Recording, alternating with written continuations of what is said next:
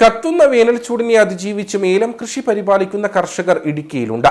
ശാസ്ത്രീയ പരിപാലന രീതിയിലൂടെയാണ് ഇവർ ചൂടുകാലത്തെ പ്രതിരോധിക്കുന്നത്.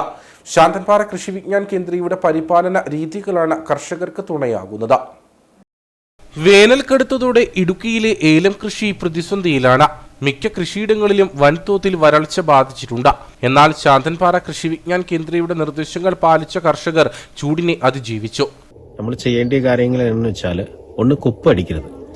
നോർമൽ എല്ലാ വർഷം പറയുന്നതാണ്, ഒരു മെയ് മാസം ആകുമ്പോൾ നമുക്കൊന്ന് കൊപ്പടിച്ചു കഴിഞ്ഞാൽ ഒരു പരിധി വരെ നമുക്ക് ഈ ചൂടുള്ള സമയത്ത് ചെടിയെ പിടിച്ചു നിർത്താൻ സാധിക്കും.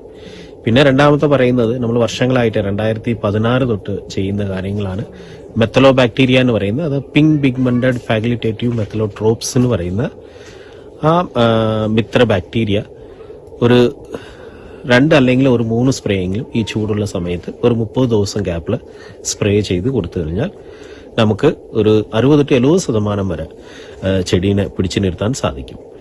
പിന്നെ അത് കൂടാതെ നമുക്ക് പൊട്ടാസ്യം സിലിക്കേറ്റ് എന്ന് പറയും. പൊട്ടാസ്യം സിലിക്കേറ്റ് 2 അഡ്വാൻറ്റേജ് ആണ്. ഒന്ന്, ഈർപ്പം പിടിച്ചു നിർത്താൻ നല്ലതാണ്. പിന്നെ ഇപ്പോൾ ഈ തോട്ടം നമുക്ക് നോക്കുമ്പോൾ തന്നെ അറിയാം, ഉള്ള ശരത്തിനകത്ത് കായ് സെറ്റിങ്സ് നല്ലപോലെ ഉണ്ടാകും. അതുപോലെ തന്നെ ചെമ്പിന് നാറുകട്ടി കൂടും. അപ്പോൾ പെട്ടെന്ന് എത്ര ചൂടുണ്ടെങ്കിലും പെട്ടെന്ന് ചെടി വീഴത്തില്ല. ഇപ്പോൾ ഇടുക്കിയിൽ തന്നെ നമുക്ക് നോക്കിക്കഴിഞ്ഞാൽ ഒരു 30-35% ചെടി വീഴുന്നു.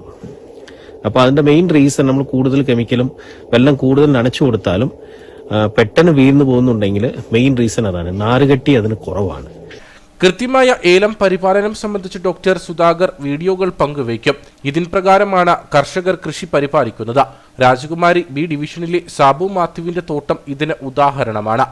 വീഡിയോ കണ്ടിട്ട് അത് ഒരു 80% ഞാൻ അംഗീകരിച്ചു പോണത്.